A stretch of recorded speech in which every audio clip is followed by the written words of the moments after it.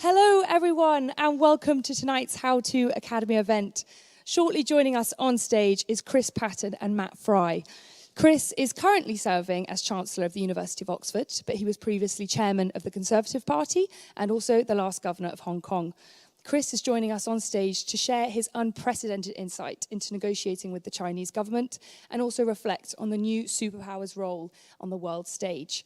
Joining him tonight to discuss it is Matt Frei. Matt is an international presenter for Channel 4 News, having previously worked for the BBC in Hong Kong from 1996 to 2000. And Matt also won an Emmy Award for his coverage of the Hong Kong protests in 2019. Their conversation is sure to offer a powerful assessment on the situation in Hong Kong and China at the moment, and I'm very much looking forward to it. I hope you are all too. So please join me in giving a very warm welcome to Lord Patten and Matt Frei.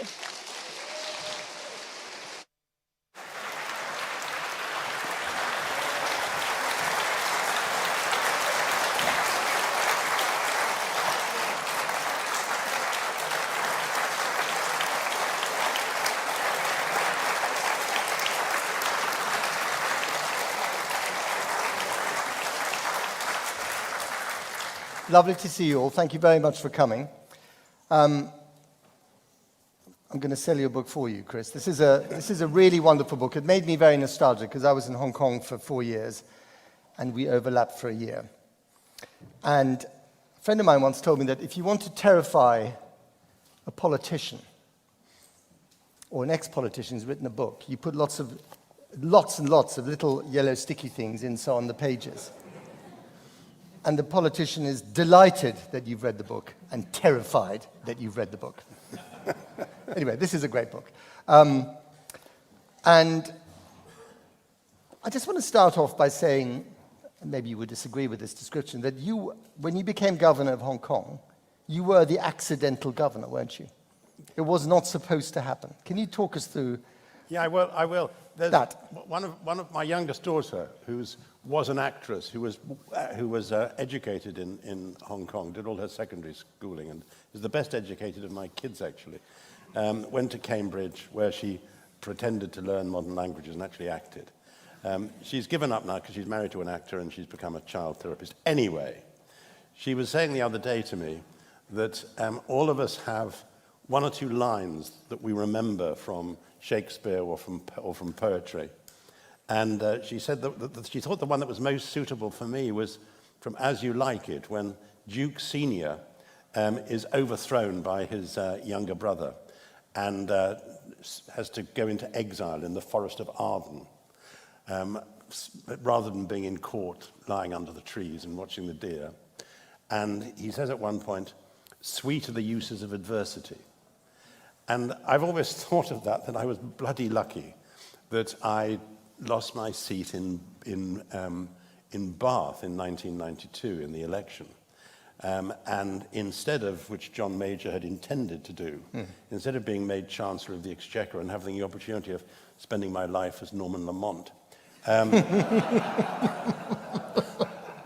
John offered me several other things, including, most attractively, going to Hong Kong. And it's one of the happiest circumstances of my life. I was really grateful that my wife gave up her legal career to make it possible. But I really had a love affair with Hong Kong. It's one of the greatest places I've ever lived. I had a huge number of friends there. The public service, the people who worked for me in Hong Kong were so fantastic. So sweet are the uses of adversity. And then again, come the lockdown for coronavirus, wherever that came from, who knows? My wife said to me, this is a chance for you to do something about those bloody papers in the cellar. Because I'd kept a diary in Hong Kong. It's the only time I've ever done it. And I was always going to give them to the Bodleian Library in Oxford. And my wife said, "Don't you think you should look at them first?" So that's how this happened. I looked at them, I edited them down from about 4 times that length, with the help of one or two people from Penguin and an extraordinary device called Dragon, which enabled me to speak, and it turned into words on the page. but with some dramas, because I am to technology what Kim Jong-un is to nuclear weapons.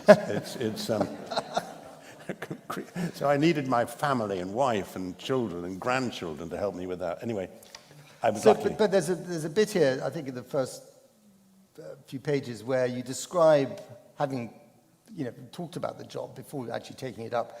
You were at the airport heading to France, and you bumped into David Owen, who had been mooted for the job in the past, and also Christopher Bland, who was chairman of the BBC, and John Birt, who was, I think, Director General. And after being polite about your prospects of being governor of Hong Kong, they decided that it was far too boring and you shouldn't do it. There's nothing to do, they said. Well, nothing left to do. I mean, it's all, all been decided. No, yes. I went there, and there were, I suppose, there are three elements which I hope are sort of intertwined in the diaries. The first was just loving being in Hong Kong and having so many good friends there. When we were leaving, and I was being seen off onto Britannia, the Prince of Wales said to me as I was going up on board, he said, did you play tennis with everyone in Hong Kong? So there was that aspect. There was then the being mayor of Hong Kong, which was suddenly, I'm in a community where I don't have to make difficult choices about whether you spend more or tax more. In Hong Kong, you taxed less and spent more. It was a miracle. If I'd been able to do that in British politics, God, talk about Norman Lamont. Anyway, and the third issue was coping with the extraordinary fact that Hong Kong was the only one of our colonies, really, which we weren't preparing for independence because we couldn't, because of the lease. So for years, when Chou En-lai, for example, said to British ministers, you mustn't think about introducing democracy because people will think that Hong Kong is being prepared for independence like Singapore or Malaysia, and that was never going to happen. But how did you see your job? Was it burnishing the legacy of British Empire? Here's something that you could do for your constituents, not the constituents of Bath, but the constituents of Hong Kong, that left them with a lasting legacy. Something good that the empire had left behind. Rule of law, freedom of speech, that kind of stuff. The institutions, the courts. Or was it about balancing that with getting on with China, making sure that we had a decent trading relationship with China? And there must have been a sort of real tension there between the Foreign Office and your own political instincts. I wonder how tricky that was. It was trickier the closer we got to 1997. And to be honest, it was tricky in some parts of the Foreign Office to begin with, because there was a sort of claque of acolytes of Percy Craddock, who was my probably most prominent intellectual and diplomatic critic. Percy Craddock was a very, very clever man, intellectually hugely vain, but he had a sort of comet's tail of admirers and people who'd worked for him. And I indicate in the diaries something which Michael Sheridan writes more about in his book on Hong Kong, the relationship between Percy Craddock and the Chinese. But Percy Craddock had this fundamental view of China, which wasn't of the Chinese Communist Party. Sorry, I must distinguish immediately between China and the Chinese Communist Party. Percy Craddock had this view, which was partly a reflection of the fact that he'd been in the British Embassy during the Cultural Revolution when it was burnt down by a mob. He used to say, he said it the first time we met, the Chinese leaders may be thuggish dictators, he said, but they are men of their word. Well, we know part of that is true.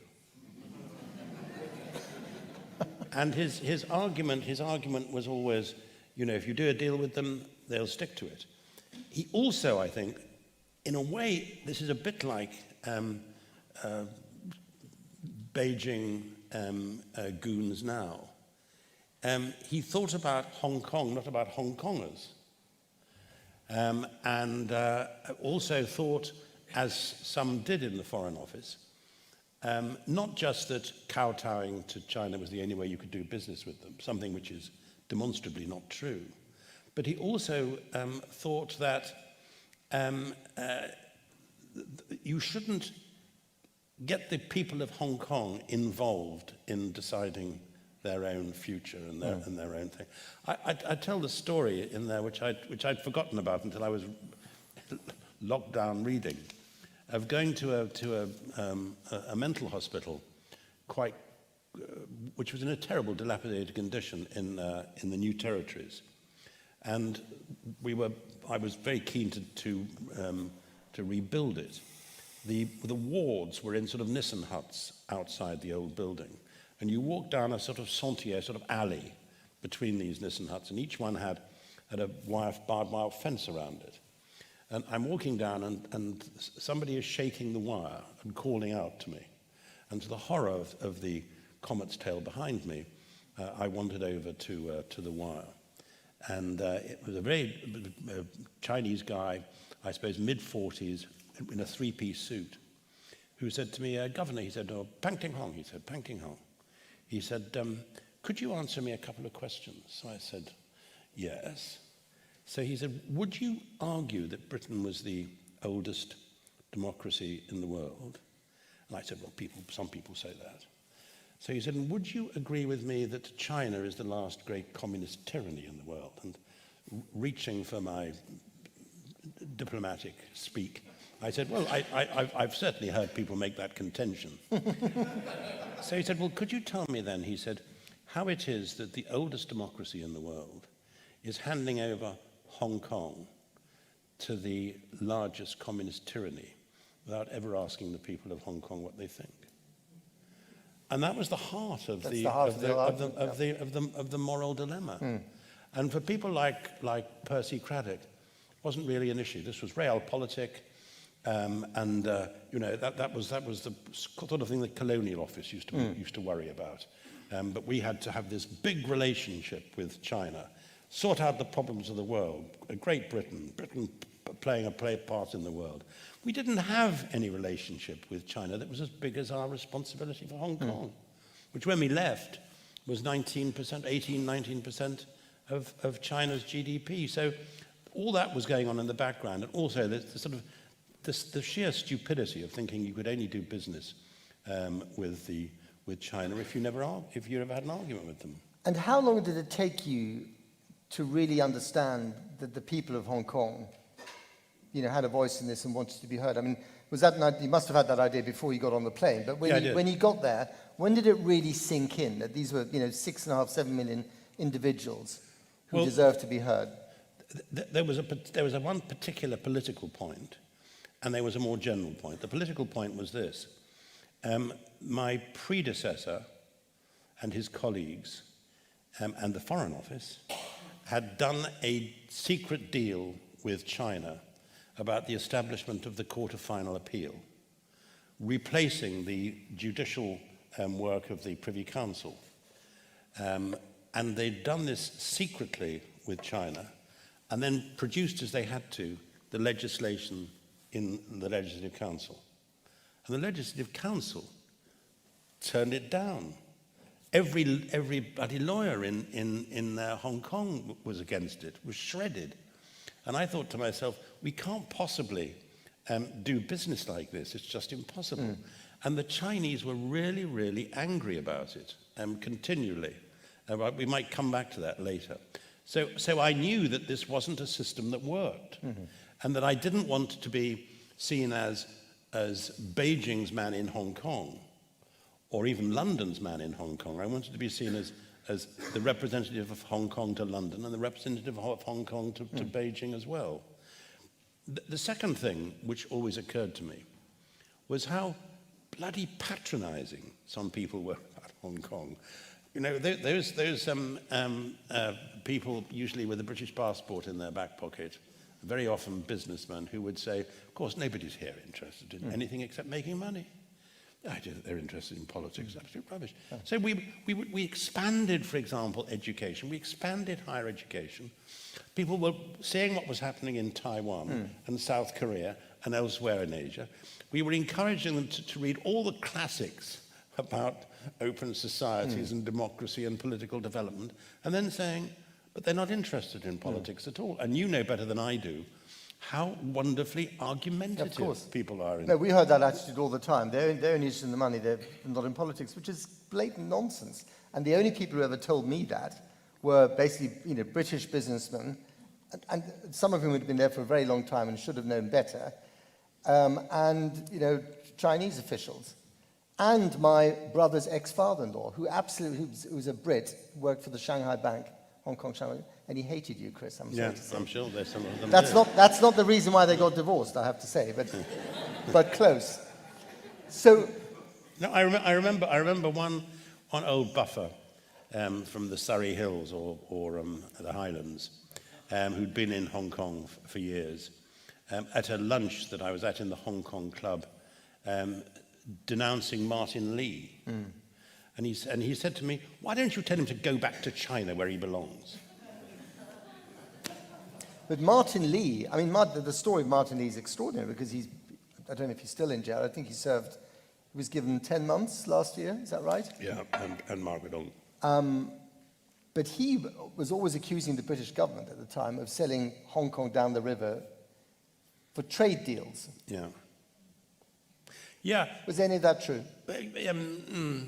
Well, there were some people who would have liked to have started to have got trade deals for selling the place down the river. But what was true was that there was a strong feeling that if you didn't get this or that contract in China, it was because of the bloody governor of Hong Kong, rather than because you weren't providing the Chinese with what they wanted at a price they thought was reasonable. Mm.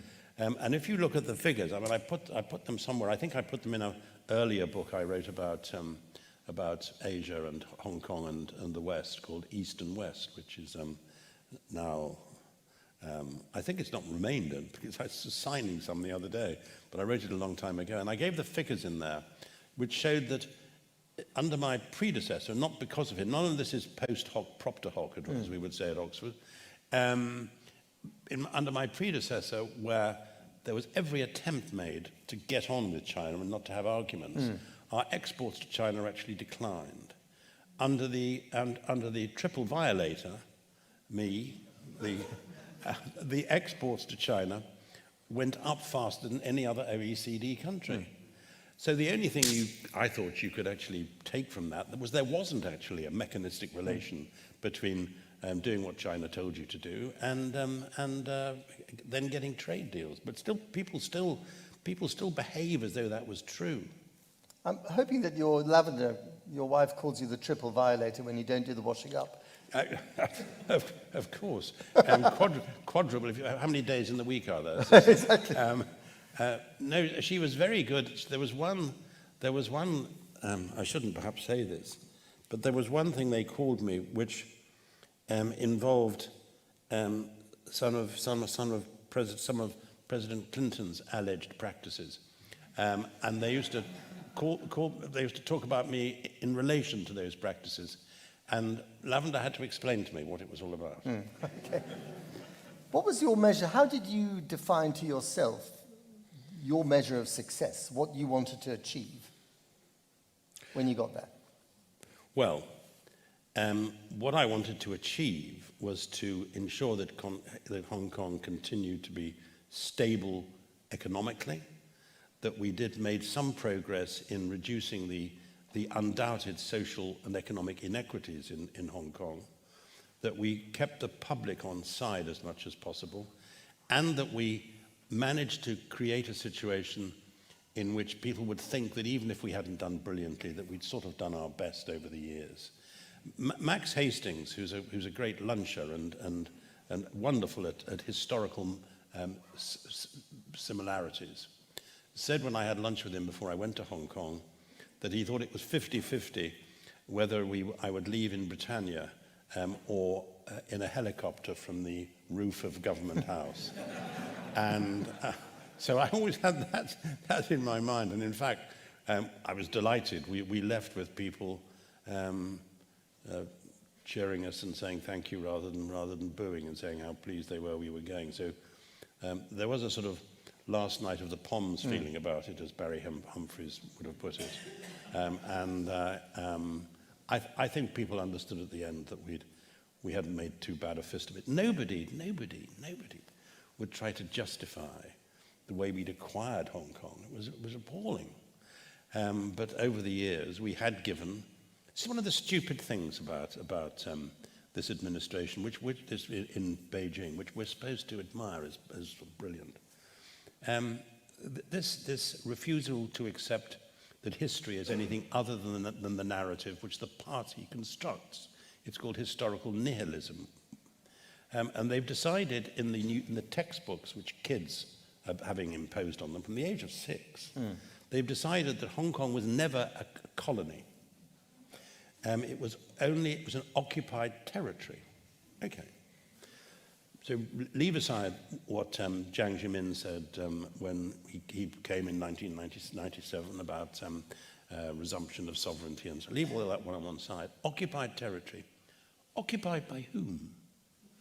Occupied overwhelmingly by people who were refugees from communism on the mainland, who, like Jimmy Lai, stowed away to get to Hong Kong, who swam through the water, who clambered over razor wire to get to where? A British colony. And I think it's surprising that that today's communist rulers in Hong Kong don't actually see that people may actually make that connection. So that it's absurd to think, if you're a Hong Konger, that you can only love China if you love the Communist Party. It's a sort of example of almost religious consubstantiality. You've got to love China. You've got to love communism to show that you love China. It's absurd. The people who work for me, people like Anson Chan, Michael Z, who died a few weeks ago, was a wonderful public servant.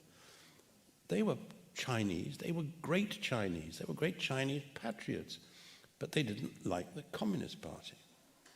Well, we're seeing a similar kind of confusion in Ukraine at the moment amongst ethnic Russians, who are culturally Russian, like the president. They speak Russian, they read Russian literature. They don't want to be run by Vladimir Putin. Sure.